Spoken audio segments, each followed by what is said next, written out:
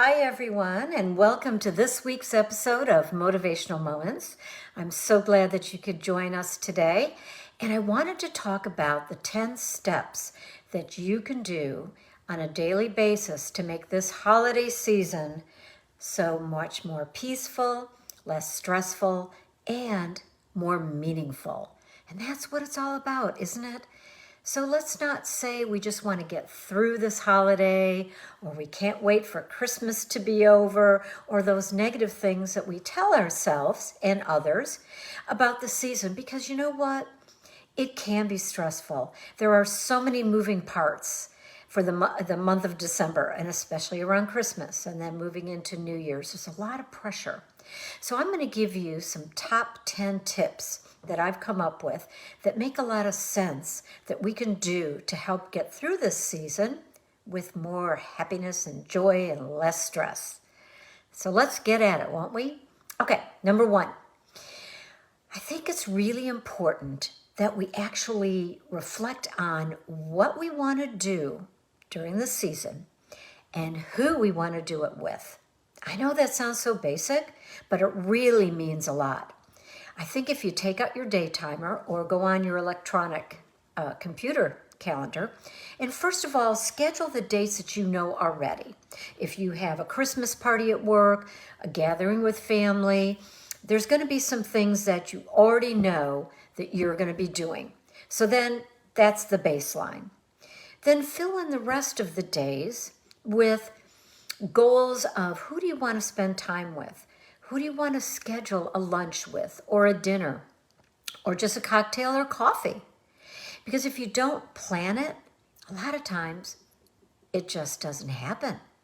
And remember, a lot of times we can choose who we want to be with, when we want to be with them, and how long we want to be with them. But what happens is we get so busy during the holiday season that we forget to kind of mentally and physically write it down and think about it and plan it out. It's so important. So that's the number one step that I think is important. Number two, again, it kind of carries into step one, is make that plan. Set those goals and then look forward to those events instead of being stressed out about, oh my gosh, I haven't contacted so-and-so, or I haven't made plans with so-and-so. I don't have anything on the calendar. Okay, take a deep breath and make a plan. That's number two. Number three, I think we get so busy with the holidays that we maybe could get overwhelmed and we're afraid to ask for help. And I think it's a good idea if we feel more comfortable asking for help. Do you need a babysitter? Do you need somebody to run an errand for you? Do you need some computer help and you're just so busy? But it would be great if somebody can help you out in one aspect of your personal or professional life. So don't be afraid to ask for help. Okay. Next one. Oh, I love this. I did read this online, I have to say. It was a quote that said, "The holiday season is a marathon, not a sprint." Oh my gosh. Pace yourself. And that was a message from this quote that I saw online. You don't have to run through the holiday. You also don't have to say yes to every invitation that comes your way during the holiday season.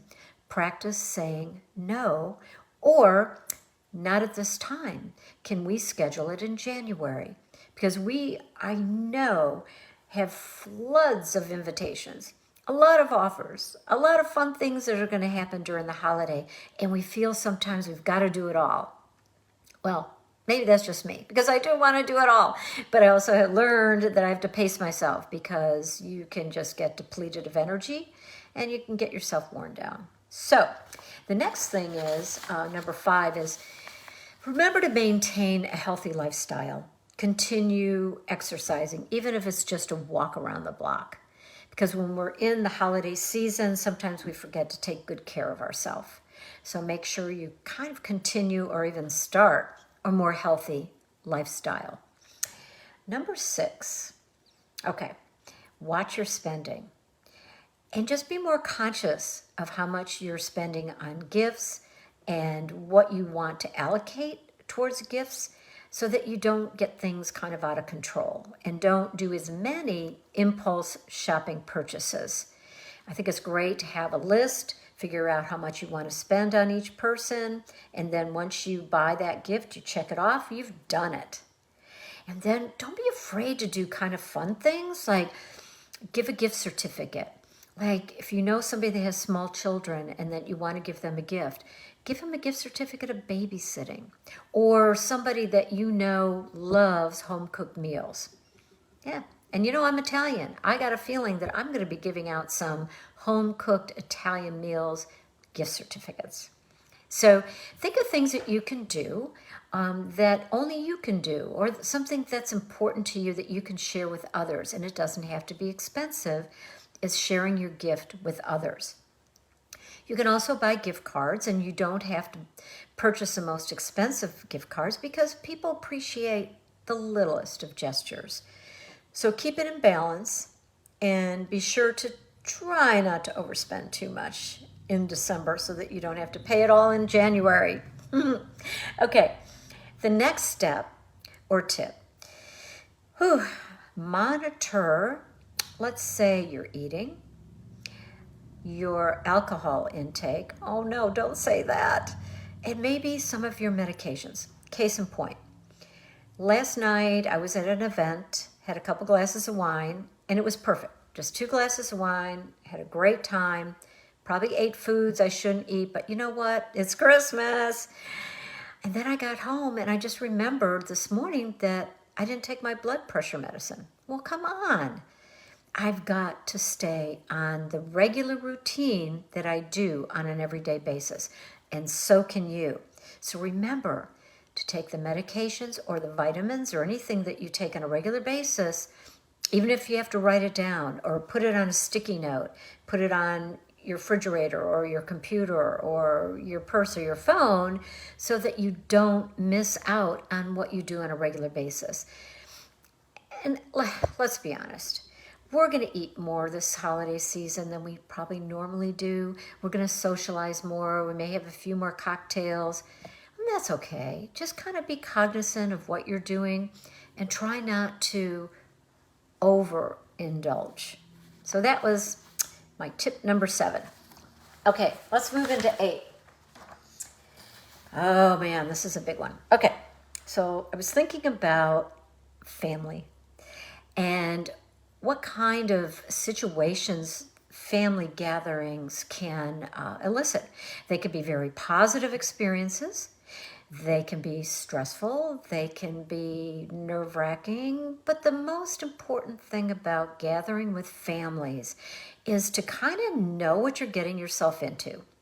If you know that maybe the situation is not going to be, prepare yourself energetically. So just kind of like protect yourself energetically and mentally and just go in there with a positive attitude and know that there might be some bumps along the way or some challenges, but family's family.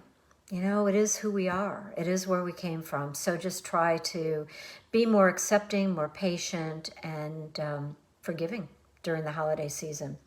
Number 9, I think this is really cool. I was talking about sharing stories and traditions. We talk about that a lot. What did you do when you were growing up that was important? Did you decorate the tree together? Did you obsess on Hallmark movies? What were some of the traditions that you enjoyed? And what traditions do you want to continue?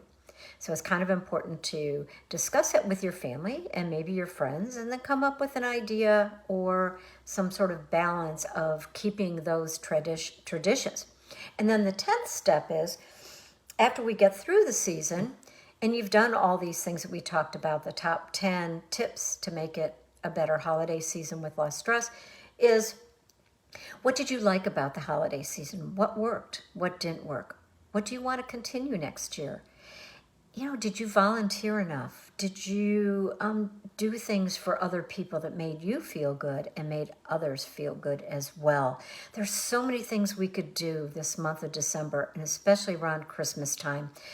I just want you to think about it. I want you to set priorities and to make sure it's balanced. You're balanced with yourself, your health, and your well-being. You're balanced with the time you spend with family and friends. You're also balanced with money and gift giving, and also volunteering your time. The other day with my Rotary Club, we served dinners to the homeless at Gracie's Kitchen. It was like an hour and a half of my time, and it was so rewarding. I got to spoon green beans. I was a green bean person. But I knew the people that really wanted that nourishment were waiting for food, and I was just part of it. It was a whole meal, but I was a green bean girl.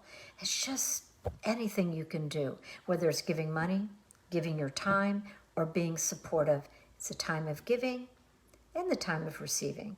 So enjoy the holidays. I'll catch up with you next week, but I wanted to kind of give you some ideas that might help you during the season to be more relaxed and less stressed and enjoy the season even more than you ever thought possible.